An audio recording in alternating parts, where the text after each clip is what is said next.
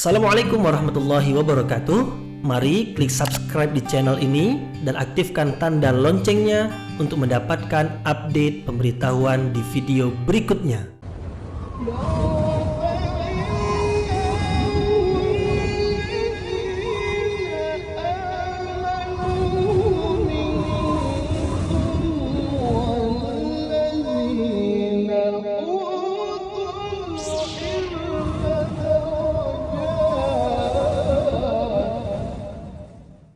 A'udzu billahi minasyaitonir rajim. Bismillahirrahmanirrahim. Assalamualaikum warahmatullahi wabarakatuh. Alhamdulillahi rabbil alamin wa bihi nasta'inu ala umurid dunya waddin. Nasta'inu wa nastaghfiruh wa na'udzu billahi min shururi anfusina wa min sayyiati a'malina. فمن يهده الله فلا مضل له ومن يضلل فلا هادي له أشهد أن لا إله إلا الله وحده لا شريك له وأشهد أن محمدا عبده ورسوله لا نبي بعده أما بعد. Puji syukur kehadirat Allah Subhanahu wa taala yang masih melimpahkan rahmat dan nikmat-Nya. Kita bersyukur dengan mengucapkan Alhamdulillahirabbil alamin. Segala puji bagi Allah yang mengatur sekalian alam. Kemudian tidak lupa pula bersalawat kepada Rasulullah dengan mengucapkan Allahumma salli ala sayyidina Muhammad wa ala ali sayyidina Muhammad, dan bersalam kepada Rasulullah dengan ucapan Assalamu alayka ya Rasulullah. Alhamdulillah, kita dapat kembali meneruskan pengajian tafsir ayat-ayat suci Al-Quran yang insyaAllah kita akan teruskan kepada ayat yang kelima dari surah Al-Hajj. Surah Al-Hajj ayat yang kelima tentang pastinya hari kebangkitan. Jadi ayat yang kelima ini adalah dalil bahwasanya manusia pasti akan dibangkitkan nanti di hari akhirat, yaitu manusia yang sekarang ini Allah ciptakan dengan sempurna penciptaan, yaitu jasad yang dari setetes air kemudian menjadi segumpal darah, kemudian menjadi sebongkah daging, kemudian dirangkakan tulang belulang, dibentuk rupa, kemudian ditiupkan roh, kemudian sampai masanya di dalam rahim dikeluarkan atau dilahirkan ke dunia ini. Kemudian ketika di dunia ini mulai dari kecil, lemah, kemudian tumbuh besar sampai ke usia dewasa, kemudian ada yang diwafatkan di usia yang belum lagi tua, dan ada juga yang sampai ke usia lanjut, bahkan sampai ke keadaan pikun, yaitu tidak mengetahui padahal sebelumnya mengetahui, keadaan yang sangat lemah sekali. Nah, kemudian manusia meninggal dunia, kemudian dikuburkan, kemudian hancur dimakan tanah. Maka apakah tubuh yang kita saksikan sekarang ini ada dan sempurna dalam penciptaannya, kemudian nanti ketika dikuburkan berpuluh beratus tahun dikuburkan, kemudian menjadi tulang belulang, apakah mungkin akan dibangkitkan kembali nanti di hari akhirat?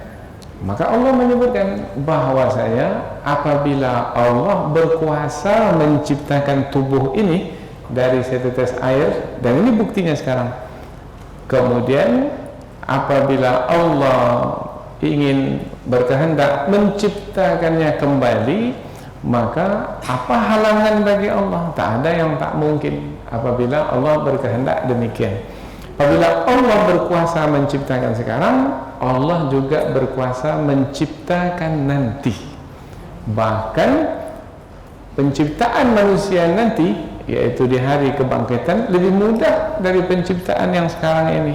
Apa sebab? Kalau yang sekarang ini dari tidak ada menjadi ada,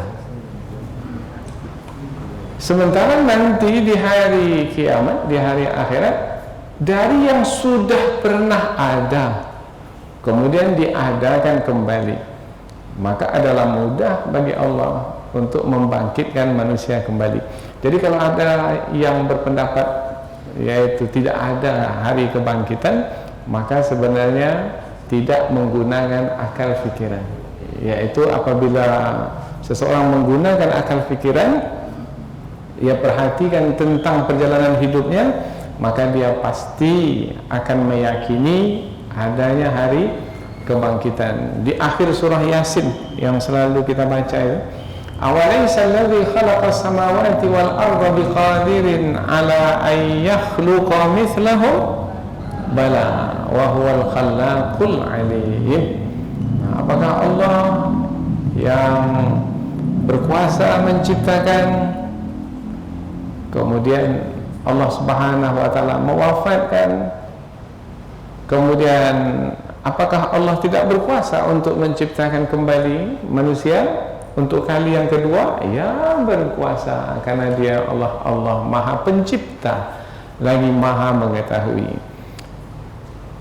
Apabila manusia menggunakan akal fikirannya, mungkin kemampuan akal fikiran manusia itu tidak mencapai kepada kekuasaan Allah yang sempurna itu. Akhirnya manusia menjadi tidak percaya, menolak kebangkitan.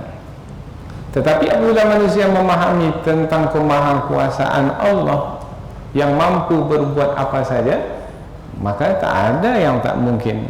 Innama amruhu idza arada syai'an ay yaqula lahu kun fayakun.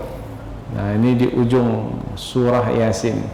Apabila Allah berkehendak untuk menjadikan sesuatu, Allah cukup mengatakan jadi, maka jadilah. Maka tak perlu akal menjadi standar untuk memahami tentang kemahakuasaan Allah, karena boleh jadi akal manusia memiliki kemampuan terbatas untuk memahami kemahakuasaan Allah yang luas. Di tangan Allah lah segala kerajaan. Biyadihil mulk, subhanalladzi biyadihil mulku wa huwa ala kulli syai'in qadir. Wa huwa ala kulli syai'in qadir. Dialah Allah yang maha berkuasa atas segala sesuatu. Jadi apabila disebut kebangkitan, kita sebagai orang beriman dan Allah memberitahukan kepada kita bahwasanya ada nanti kebangkitan, maka kita meyakininya sebagai keimanan kita kepada Allah. Tapi apa mungkin ya kalau kita ini hancur lebur menjadi tanah setelah lama dikuburkan, apa mungkin ya kita akan dibangkitkan kembali? Tidak ada yang tidak mungkin apabila Allah yang memberlakukannya, yang akan membangkitkan kita. Inilah dia yang akan kita pelajari. Apa kaitan dengan ayat sebelumnya? Kaitan dengan ayat sebelumnya adalah ayat yang sebelumnya menerangkan tentang kiamat. Berarti satu ayat yang pertama hingga ayat yang keempat, yaitu tentang kiamat, yaitu ada goncangan yang dahsyat yang menghancurkan di hari kiamat. Nah, kiamat itu diikuti selepas itu dengan yang berikutnya selepas kiamat itu adalah kebangkitan.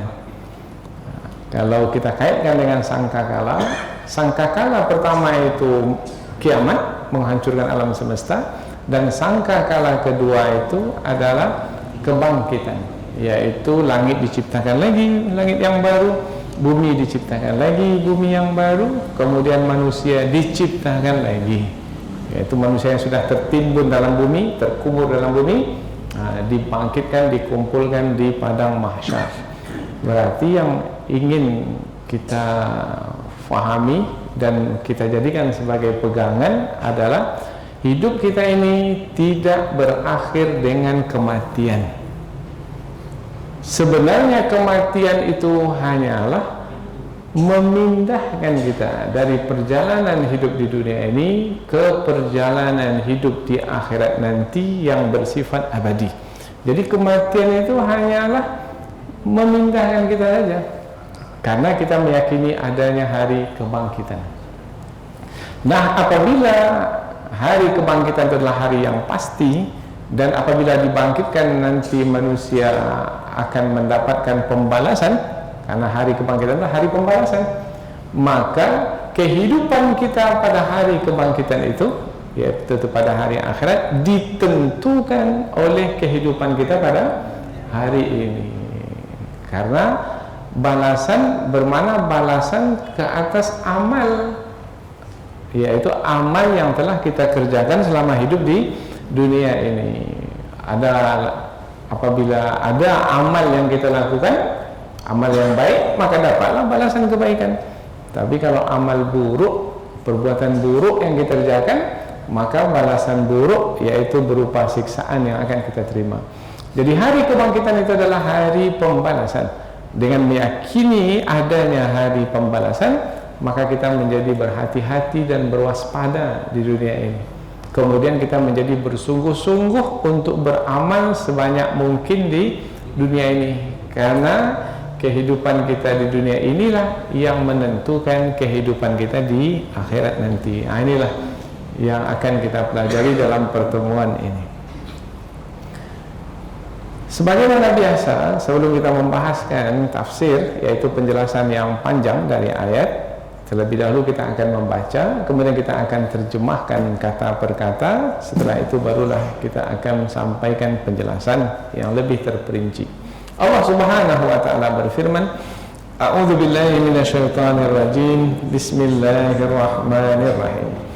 Ya ayyuhan nasu in kuntum fi raibin minal ba'tsi fa inna khalaqnakum min turabin thumma min nutfah thumma min 'alaqah thumma min mudghatin mukhallaqatin wa ghairi mukhallaqah linubayyina lakum wa nuqirru fil arhami ma nasha'u ila ajalin musamma thumma nukhrijukum tifla thumma litablughu ashuddakum wa minkum man yutawaffa wa minkum man yuraddu ila ardhalil umur likai la ya'lama min ba'di ilmin syai'a wa taral arda hamidatan fa idza anzalna 'alayha al-ma'a tazzat wa rabat wa anbatat min kulli zawjin bahij. Allah Subhanahu wa taala berfirman, ya ayuhan nas, wahai manusia, in kuntum, jika kamu fi raibin, dalam keraguan, minal ba'thi, dari kebangkitan, tentang kebangkitan, fa inna, maka sesungguhnya kami, khalaqnakum, telah menciptakan kamu, min turab, dari tanah, thumma, kemudian min nutfah, dari setetes air, thumma, kemudian min 'alaqah, dari segumpal darah, thumma, kemudian min mudghah, dari segumpal daging atau sebongkah daging, mukhallaqah, yang telah sempurna penciptaannya, wa ghairi mukhallaqah, dan yang tidak sempurna penciptaannya. Nanti kita akan terangkan apa maksudnya. Linubayyina lakum, supaya kami menjelaskannya kepadamu. Wa nuqirru, dan kami tetapkan, janin maksudnya, fil arham, di dalam rahim, ma nasya, seberapa lama yang kami kehendaki, ila ajalin musamma, hingga waktu yang telah ditentukan. Biasanya berapa lama? 9 bulan 10 hari. Thumma, kemudian, nukhrijukum, kami mengeluarkan kamu, tifla, sebagai seorang anak, bayi. Thumma, kemudian, litablughu, supaya kamu sampai, ashuddakum, masa dewasamu. Wa minkum, dan di antara kamu, may yutawaffa, ada yang diwafatkan. Wa minkum, dan di antara kamu, may yuraddu, ada yang dikembalikan, ila, kepada arzali yaitu yang paling lemah, al-umur, dari umur. Jadi keadaan yang lemah dari umur, likaila, supaya tidak, ya'lama, mengetahui, supaya tidak mengetahui, mim ba'di ilmin, setelah mengetahui, syai'a, sesuatu pun, supaya tidak mengetahui sesuatu pun setelah mengetahui. Dulunya mengetahui, tapi kalau sudah sampai ke usia tua, pikun, maka tidak mengetahui lagi yang sebelumnya mengetahui. Dulu mengetahui tentang berapa uang kertas itu, yang 10.000, yang 20.000, yang 50.000, 100.000, tahu betul. Tapi kalau sudah pikun, kertas pun disebut duit, duit pun dia tak kenal lagi. Itu dah usia pikun. Watara, dan kamu melihat al-arda, bumi, hamidatan, kering. Fa'idha, maka apabila anzalna, kami turunkan, alaiha, ke atas bumi itu, al-ma'a, air, ihtazzat, bumi itu hidup. Bumi itu bergerak. Warabat, dan bumi itu subur. Wa ambatat, dan bumi itu menumbuhkan, min kulli zaujin, dari berbagai macam tanam-tanaman, bahij, yang indah. Ada yang berwarna-warni, ada yang rendah, ada yang tinggi, ada yang batangnya besar, ada yang merambat, dan lain sebagainya. Baik, kita baca dari awal terjemahan. Wahai manusia, jika kamu dalam keraguan tentang kebangkitan, maka sesungguhnya kami telah menciptakan kamu dari tanah, kemudian dari setetes air, kemudian dari segumpal darah, kemudian dari sebongkah daging, yang telah sempurna penciptaan dan yang tidak sempurna penciptaan, supaya kami menjelaskan kepadamu. Dan kami menetapkan janin di dalam rahim seperti mana atau sepanjang mana yang kami kehendaki, hingga ke waktu yang telah ditentukan. Kemudian kami mengeluarkanmu, melahirkanmu sebagai seorang anak, kemudian supaya kamu sampai ke usia dewasamu, dan di antara kamu ada yang diwafatkan, dan di antara kamu ada yang dikembalikan ke usia yang lemah, supaya dia tidak mengetahui sesuatu pun setelah ia mengetahui. Dan kamu melihat bumi itu kering, maka apabila kami menurunkan air ke atasnya, maka bumi itu menjadi hidup dan subur, dan bumi itu menumbuhkan berbagai macam tumbuh-tumbuhan yang indah. Mana dia dalil yang menerangkan tentang kebangkitan itu adalah pasti, yaitu tentang penciptaan manusia. Apabila Allah menciptakan manusia, dan kita menyaksikan sendiri tentang penciptaan manusia, apalagi pada hari ini ilmu pengetahuan modern sudah dapat menangkap gambar perkembangan janin di dalam rahim, mulai dari setetes air, segumpal darah, sebongkah daging. Nah, siapa yang menciptakan manusia dengan tahapan-tahapan itu, dengan urutan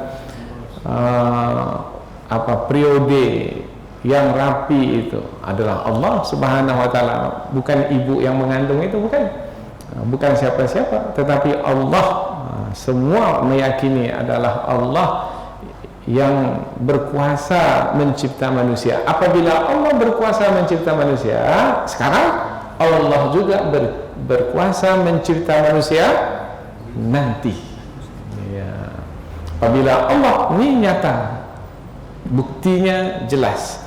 Apabila Allah berkuasa menciptakan manusia sekarang di dunia ini, Allah juga berkuasa menciptakan manusia nanti di hari akhirat. Dalil yang kedua di ujung ayat, yaitu tentang bumi yang kita saksikan. Bumi itu mati, kering. Kemudian siapa yang menurunkan air hujan dari langit? Apa ada manusia yang mampu berkuasa menurunkan air dari langit? Tidak. Kita saksikan pada masa dahulu, mungkin dalam tak lama, tak begitu jauh dari hari ini, mungkin tahun lalu, yaitu kemarau panjang yang mana manusia tak mampu untuk menurunkan hujan. Sudah berusaha untuk membenihkan hujan di angkasa, tapi hujan tak turun juga. Sampai-sampai manusia salat istisqa di mana-mana. Nah, Allah Subhanahu wa taala yang menurunkan hujan. Dengan air hujan yang diturunkan oleh Allah Subhanahu wa taala, bumi yang tadinya kering menjadi hidup, kemudian subur, kemudian tumbuhlah tanam-tanaman. Tumbuh tanam-tanaman ini seperti lahirnya manusia yang beranak pinak di muka bumi. Ada yang di benua Asia, ada yang benua Afrika, ada yang berkulit putih, ada yang berkulit hitam, ada yang kecil, pendek, kurus, ada yang tinggi, besar, gemuk, berbagai macam. Kemudian yang berbagai macam ini bagaimana kesudahannya? Mati. Tanam-tanaman yang bermacam-macam, yang indah-indah itu bagaimana kesudahannya? Mati. Apabila Allah berkehendak untuk menghidupkan kembali, maka apa halangan bagi Allah? Karena yang menciptakan adalah berkuasa untuk menciptakan kembali setelah yang diciptakan itu dimatikan atau diwafatkan. Maka yang penting bagi kita adalah setelah kita meyakini pastinya hari kebangkitan adalah apa yang kita persiapkan untuk hari kebangkitan itu. Nah, maka mudah-mudahan insya-Allah dengan umur yang Allah beri di dunia ini sebelum sampai ke usia pikun, mudah-mudahan Allah jaga dari kepikunan. Mudah-mudahan sampai ke akhir hayat kita masih bisa memahami, masih tidak hilang ingatan kita tentang apa yang sudah kita fahami selama ini. Karena alangkah ruginya apabila umur masih ada tetapi kita sudah tidak dapat beramal lagi karena tidak lagi memiliki pengetahuan. Karena Allah tarik kembali pengetahuan. Dulu di awal-awal ketika lahir ke muka bumi tak tahu apa-apa, maka di usia lanjut ada juga yang Allah tarik pengetahuannya sehingga tak tahu apa-apa pula. Wallahu akhrajakum min butuni ummahatikum la ta'lamuna syai'a. Allah mengeluarkanmu dari perut ibumu dalam keadaan kamu tak tahu apa-apa. Ketika kita lahir, tahu kita siapa ayah kita, siapa ibu kita. Padahal muka ayah ibu kita di depan mata kita itu pada waktu itu.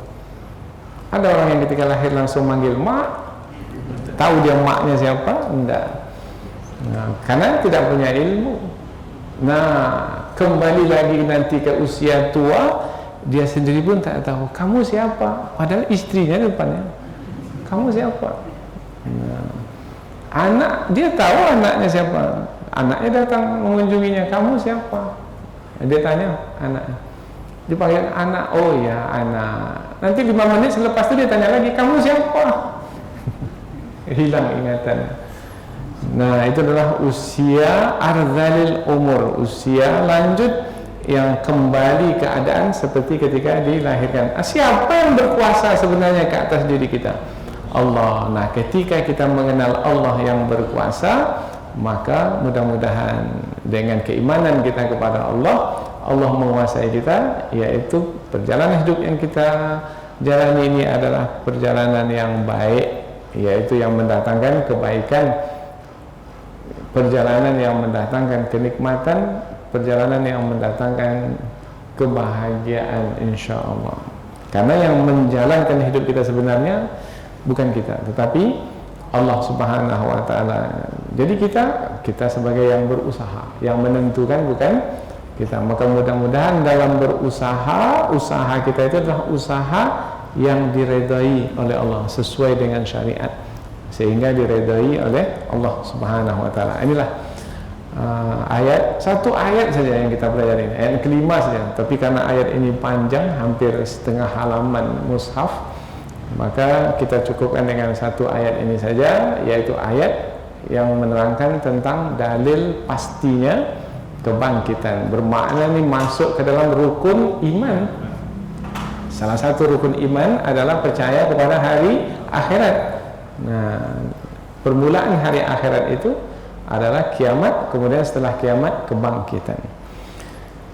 Baik, selanjutnya kita pindah ke tafsir ayat, yaitu tafsir penjelasan yang lebih panjang dengan harapan kita semakin dekat dengan kandungan ayat. Di pangkal ayat Allah Subhanahu wa taala menyeru semua manusia tanpa terkecuali. Ya ayyuhan nas, wahai manusia. Ada kalanya Allah menyeru orang-orang beriman saja. Ya ayyuhalladzina amanu. Apabila di pangkal ayat Allah menunjukkan seruannya itu kepada orang-orang beriman, berarti ada kewajiban yang akan disampaikan selepas itu. Karena kewajiban itu adalah kepada orang-orang yang beriman. Karena orang beriman yang akan menjalankan kewajiban. Maka kepada orang yang akan menjalankan kewajiban, maka Allah menyeru mereka, yaitu orang-orang yang beriman. Ya ayyuhalladzina amanu kutiba alaikumussyam.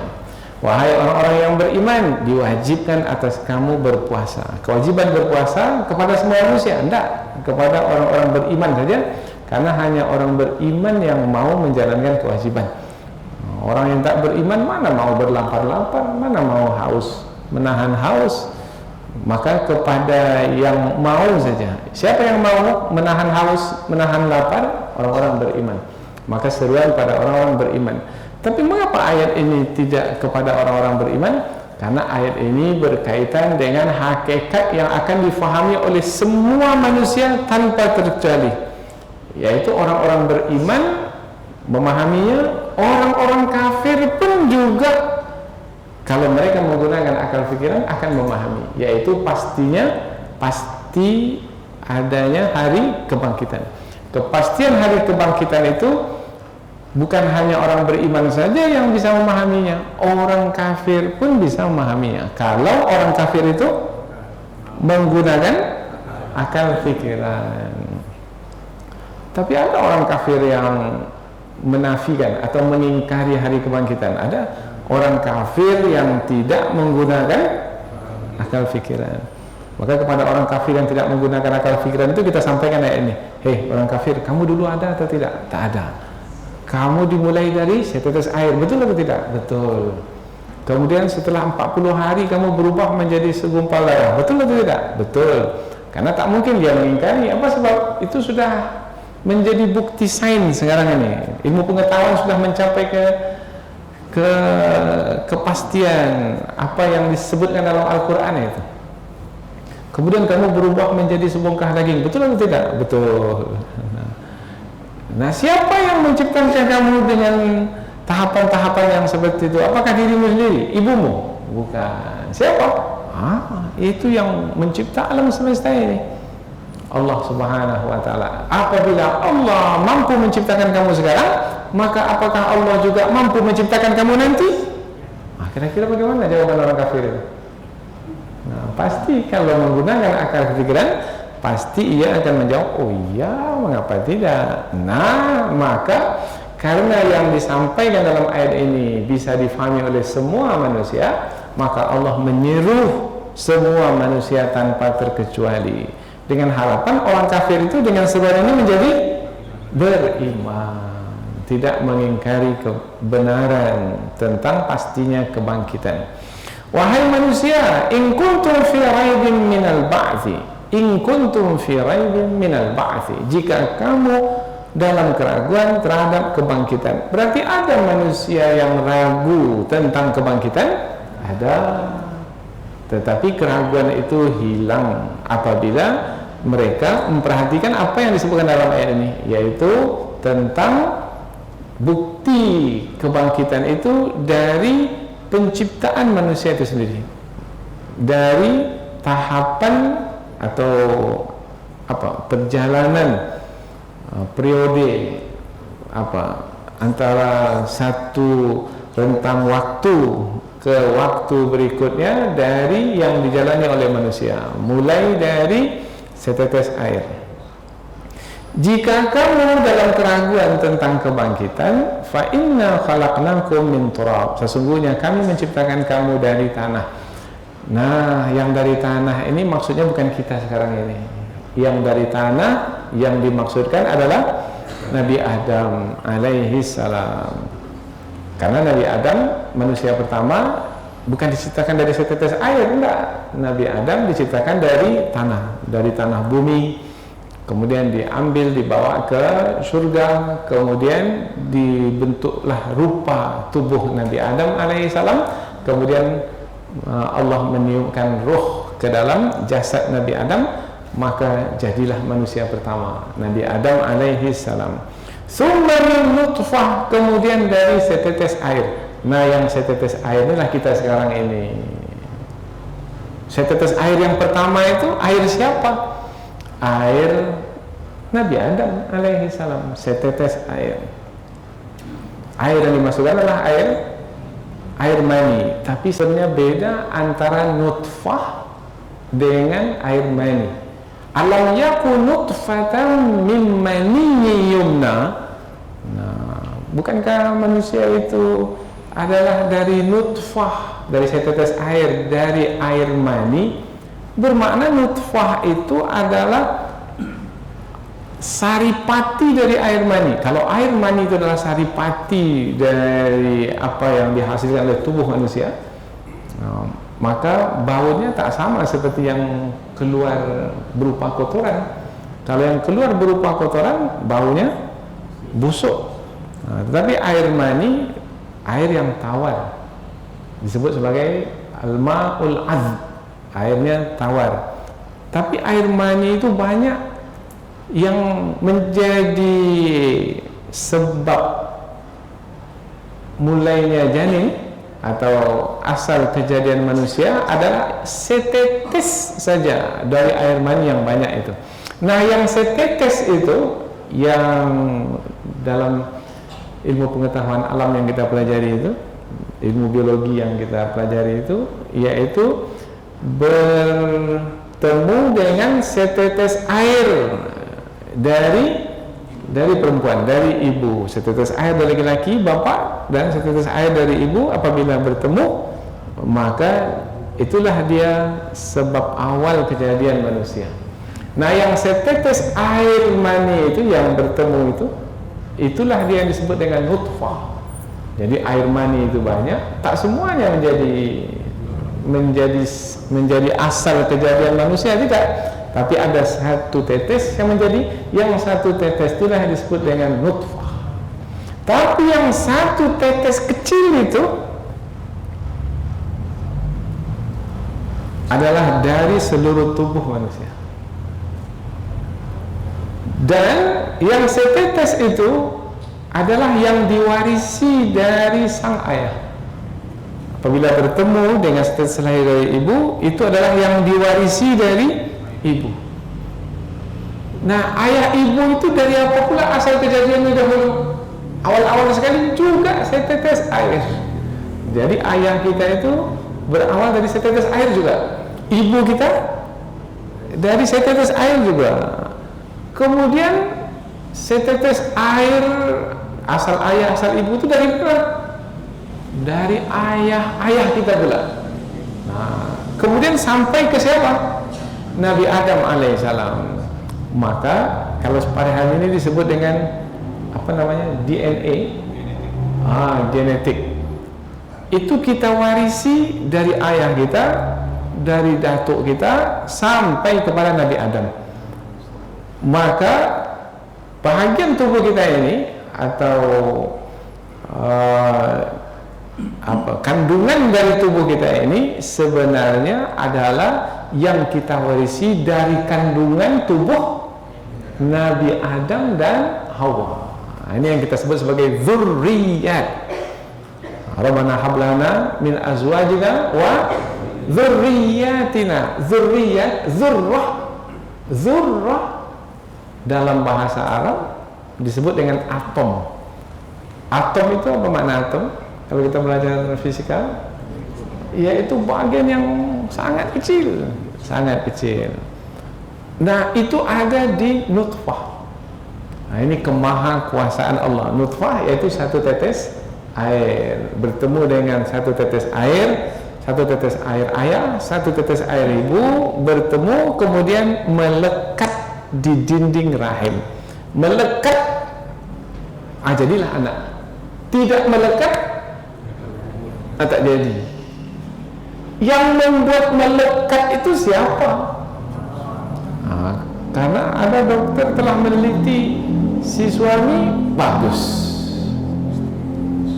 airnya bagus, badannya sehat. Si istri bagus, airnya bagus, badannya sehat, tapi tak melekat air itu ke dinding rahim. Akhirnya dah 10 tahun, 15 tahun berumah tangga, tak mengandung, tak dapat anak. Karena sebenarnya yang memberikan anak kepada manusia adalah Allah Subhanahu wa ta'ala. Manusia berusaha, tetapi yang menentukan adalah Allah Subhanahu wa ta'ala. Kalau Allah berkehendak, tanpa air ayah pun ibu itu bisa mengandung. Siapa contohnya? Maryam. Tapi itu sudah tidak hukum kebiasaan, itu sudah hukum luar biasa. Itu untuk menerangkan kemahakuasaan Allah Subhanahu wa ta'ala.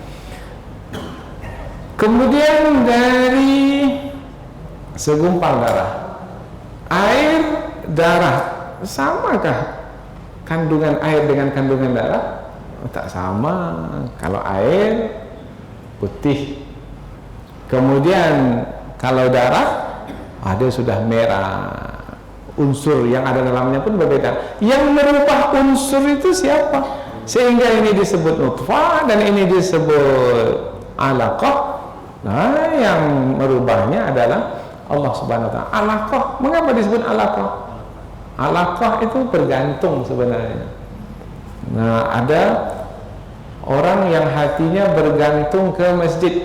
Ada 7 orang yang akan mendapat naungan nanti di hari akhirat, yang tidak ada naungan pada hari itu kecuali naungan dari Allah Subhanahu wa ta'ala. Yang 7 itu adalah rajulun qalbuhu mu'allaqun bil masajid, yaitu orang yang hatinya tergantung di masjid. Meskipun dia di rumah tapi hatinya di masjid. Meskipun dia di pasar berdagang tapi hatinya di masjid, bergantung di masjid. Nah, disebut darah itu bergantung. Di mana bergantungnya? Di dinding rahim. Tapi ada lagi tafsiran menyebutkan bergantung di situ bukan hanya di dinding rahim, yaitu air dari ayah bergantung kepada air dari ibu. Air dari ibu bergantung kepada air dari ayah. Karena satu air saja tak jadi, dua-dua baru jadi. Bermakna siapa yang membuat yang satu bergantung kepada yang lain? Nah, Allah Subhanahu wa ta'ala. Ini menerangkan tentang kemahakuasaan Allah. Kemudian dari segumpal daging atau sebongkah daging, mudghah. Sebesar apa daging itu? Sebesar yang kalau kita menyuap berapa banyaknya yang kita suap itu? Sebesar bisa masuk ke dalam mulut. Sebesar itulah asal kejadian manusia. Bukan langsung 3,5 kilogram. Kan ada sekarang ini dia suka sekali menyampaikan informasi tentang anaknya yang baru lahir dengan berat 3,5 kilogram. Nah, 3,5 kilogram besar itu. Tapi apakah sebesar itu asal kejadian manusia? Tidak, hanya sebongkah yang biasa kita masukkan ke dalam mulut kita, yaitu satu suap. Nah, sebesar itulah dia bongkahannya itu. Mukhallaqah, yang diciptakan atau yang sudah dibentuk rupa atau yang sempurna penciptaan, dan yang tidak sempurna penciptaan. Ini penjelasan ulama tafsir bermacam-macam. Di antaranya adalah ada yang sudah menjadi sebongkah daging, kemudian sudah dibentuk rupa. Bentuk rupa itu kalau gugur atau di foto, umpamanya sekarang ini di apa namanya, di scan, kemudian nampak di monitor. Disebutkan oleh dokter, ini kepalanya, ini badannya, ini tangannya, ini kakinya. Ini namanya mukhallaqah, yaitu sudah dibentuk rupa. Ada yang belum dibentuk rupa. Ini apa maksud penjelasan seperti ini? Yang sudah dibentuk rupa akan diteruskan tahapan berikutnya sehingga nanti matang di dalam rahim, dilahirkan sempurna. Yang tidak dibentuk rupa itu akan gugur sebelum ia sempurna. Itu yang keguguran itu. Setelah keguguran dilihat, sudah keluar yang dikandung itu. Padahal belum ditiupkan ruh lagi. Nah, jadi mukhallaqah yang telah disempurnakan penciptaan ada bentuk rupanya, yang ghairu mukhallaqah yang belum disempurnakan penciptaannya karena memang tidak akan diteruskan di dalam kandungan untuk dijadikan anak. Ini yang menentukan yang tetap bertahan sampai ke penghujung usia kandungan, dan yang digugurkan sehingga tidak dilahirkan sebagai anak, ini yang menentukan siapa. Jadi satu persatu ini disebut ini untuk menerangkan kemahakuasaan Allah Subhanahu wa taala. Linubayyina lakum, supaya kami menjelaskannya kepadamu tentang urutan perjalanan hidupmu dari awal, supaya kamu mengerti, dan apabila kamu mengerti maka nanti kamu akan memahami tentang pastinya hari kebangkitan. Begitulah penjelasan yang terperinci. Berapa kali disebut tadi? Yang pertama setetes air, yang kedua berupa air, yang kedua berupa darah, yang ketiga berupa daging. Ada 3 penyebutannya. Setelah dikaji-kaji oleh saintis, rupanya berupa air ini 40 hari, kemudian berupa darah ini 40 hari, kemudian berupa daging ini 40 hari. 40 hari kali 3 berapa? 120 hari. 120 hari itu berapa bulan? 4 bulan. Itulah usia pertama manusia. Selepas itu ditiupkan ruh. Jadi peniupan ruh itu adalah selepas 40 hari berupa air, kemudian lanjut 40 hari berupa darah, kemudian 40 hari berupa daging yang telah dibentuk rupa, untuk berikutnya disempurnakan dalam kandungan. Sempurna dalam kandungan ini ayat berikutnya. Wa nuqirru, dan kami tetapkan fil arham, di dalam rahim, ma nasya, apa-apa yang kami kehendaki. Yang ini ditetapkan dalam perut si ibu ini ditetapkan, tapi dalam perut si ibu itu tidak ditetapkan. Pertama kali mengandung, gugur. Mengandung lagi kali kedua, gugur lagi. Mengandung lagi kali ketiga, gugur lagi. Ini yang menetapkan gugur ini siapa? Nah, Allah Ta'ala. Padahal sudah menanti-nanti kelahiran anak. Tapi itulah dia, manasya. Kami yang menghendaki. Kami di sini adalah Allah Subhanahu wa taala, ila ajalin musamma, sampai ke ajal atau ujung tempo yang telah ditentukan. Berapa lamanya kandungan itu? Ada yang 9 bulan 10 hari, itu yang biasa. Ada yang kurang dari 9 bulan, ada juga yang lebih dari 9 bulan. Mau yang mana? Yang cepat usia kandungan atau yang lama usia kandungan? Nah, kalau tanya ibu-ibu yang cepat lah, supaya tak lama bebannya. Tapi ada kalau anak ini tak mau dia keluar, sudah setahun tak juga keluar. Bahkan ada kita dengar seorang ibu itu mengandung sampai 2 tahun lamanya. Dah matang anak dia, nah, baru dia lahir. Tapi sekarang ini ibu itu bisa pula sekarang ini request ke dokter, minta ke dokter, tolong lahirkan anak saya ini cepat. Dokter pun bersedia pula, tapi tidak melalui proses yang biasa alami, yaitu melalui pembedahan. Ya. Yang terbaik adalah yang alami. Tsumma nukhrijukum, kemudian kami keluarkan kamu tifla, sebagai seorang anak bayi. Kami keluarkan kamu, maknanya kami lahirkan kamu. Oh, berarti sebenarnya bukan ibu itu yang melahirkan anak itu. Allah yang membantu ibu itu untuk melahirkan anaknya. Jadi seakan-akan sebenarnya yang melahirkan anak itu adalah Allah. Yang melahirkan maksudnya itu adalah yang membantu kelahiran itu, karena fa'il di nukhrijukum, dan kami keluarkan kamu, bermakna Allah yang mengeluarkan itu. Nah, adalah untuk menerangkan tentang kasih sayang Allah. Berapa besarnya anak yang dikandung, jalan keluarnya besar, kecil. Macam mana yang besar dikandung itu bisa keluar di jalan yang kecil itu? Kalau tidaklah karena pertolongan Allah, tak keluar. Nah, itu sebabnya operasi. Maka di dalam surah Tsumma sabila yassara, kemudian jalan keluarnya kami yang memudahkan. Nah, jadi Allah mudahkan sehingga 2-3 kali hujan ambil nafas, kan begitu ya? Ya, langsung keluar anaknya. Biasanya kepala dulu atau kaki dulu? Kepala itu yang mudah kelahirannya. Kalau sungsang, oh itu berat sekali. Nah, yang memudahkan jalan keluar itu adalah Allah. Jadi ayat ini menerangkan tentang kemahakuasaan Allah.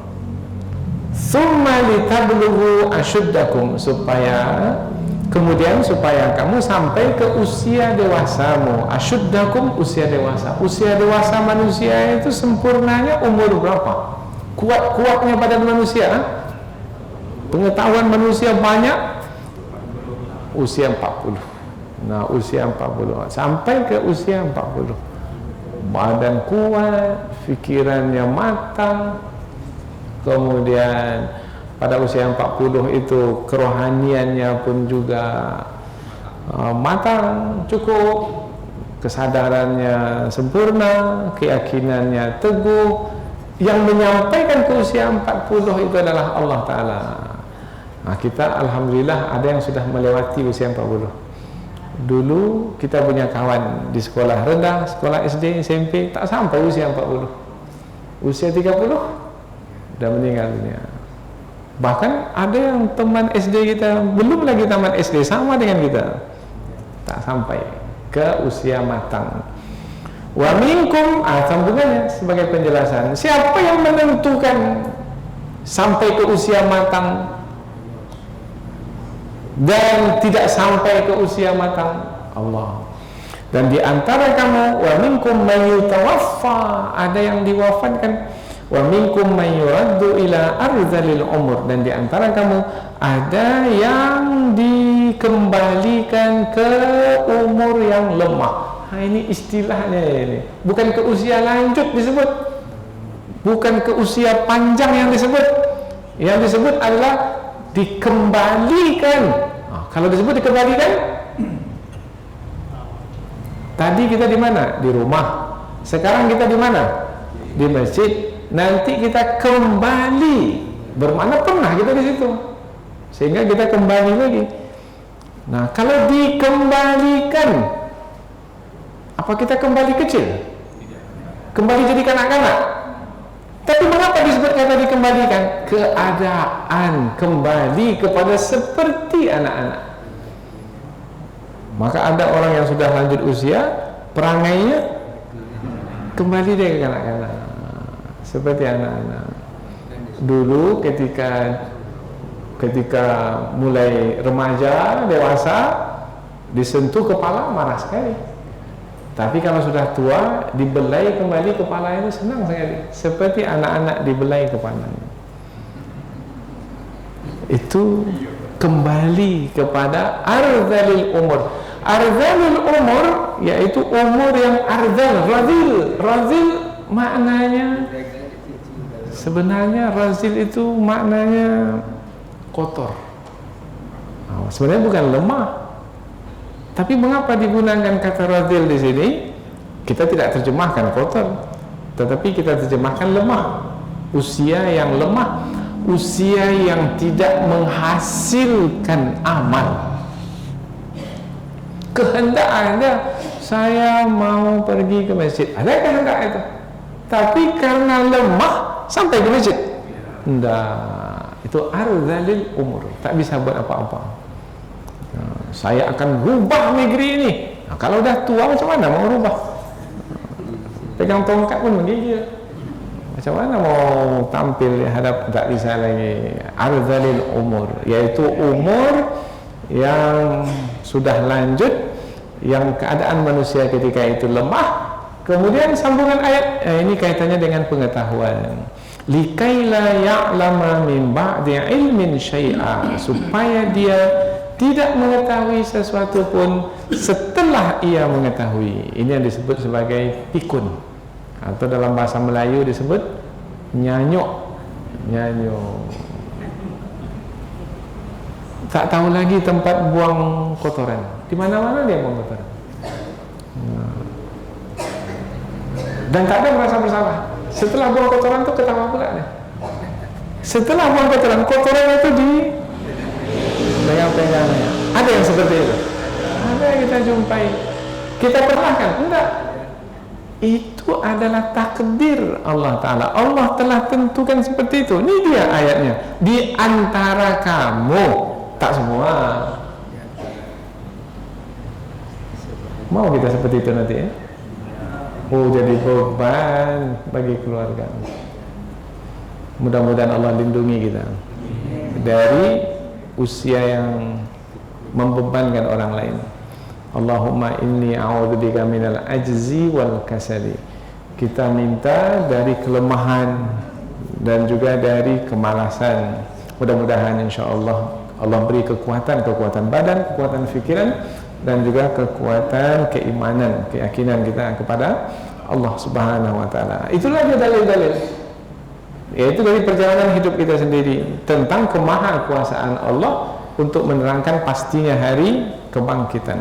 Berikutnya tentang yang kita saksikan, yaitu permukaan bumi yang tadinya kering, turun air hujan, bumi itu menjadi hidup, subur, kemudian menumbuhkan tanam-tanaman yang bermacam-macam yang indah. Wa taral arda hamidatan, dan kamu melihat bumi itu kering, fa idza anzalna 'alaiha al-ma'a ihtazzat wa rabat, dan apabila kami menurunkan air ke bumi itu, maka bumi itu menjadi hidup dan subur. Kami menurunkan air. Itu yang penting. Kami di sini siapa? Allah. Jadi yang kita saksikan bahwasanya ini kering, tetapi setelah turun hujan, dan yang menurunkan hujan itu adalah Allah. Apabila Allah berkuasa menurunkan air hujan, kemudian yang kering menjadi subur, hidup, begitu juga Allah berkuasa nanti di hari akhirat untuk menghidupkan manusia kembali. Itu yang disebut dengan kebangkitan. Wa ambatat min kulli zawjin bahij, dan bumi yang subur tadi menumbuhkan berbagai macam tanaman yang indah-indah. Nah, ini yang kita saksikan sekarang ini. Tapi kadang-kadang kita lupa, kita kagum dengan keindahan tanam-tanaman yang bermacam-macam, tetapi kita lupa yang menumbuhkannya siapa. Sehingga kita tidak mengkagumi Allah. Yang kita kagumi hanyalah pemandangan yang indah itu. Indah betul pemandangan di taman ini. Mestinya subhanallah, Allahu akbar. Indah betul tanaman yang Allah ciptakan ini. Karena yang menciptakan sebenarnya adalah Allah. Tapi ketika itu jangan sampai di situ. Ini semua nanti akan layu, akan kering. Kemudian selepas itu Allah akan tumbuhkan kembali. Begitu juga lah saya ini. Sekarang ini saya ada kuat, tapi selepas ini kalau Allah panjangkan umur, lemah. Ada di antara kita yang pikun, kemudian mati. Selepas itu, apakah kematian itu akhir dari perjalanan kita? Tidak. Nanti selepas ini ada pula kebangkitan. Maka bersiap sedialah, siapkanlah diri untuk hari kebangkitan tersebut. Karena ayat ini adalah sebagai dalil yang jelas, terang, tegas, kuat, kokoh, masuk akal, bahwasanya kebangkitan itu adalah kepastian. Pastinya hari kebangkitan itu adalah dapat difahami oleh sesiapapun yang menggunakan akal fikiran. Mudah-mudahan apa yang kita pelajari ini ada manfaatnya. Subhanakallahumma wa bihamdika asyhadu an la ilaha illa anta wa astaghfiruka wa atubu ilaik. Wassalamu alaikum warahmatullahi wabarakatuh.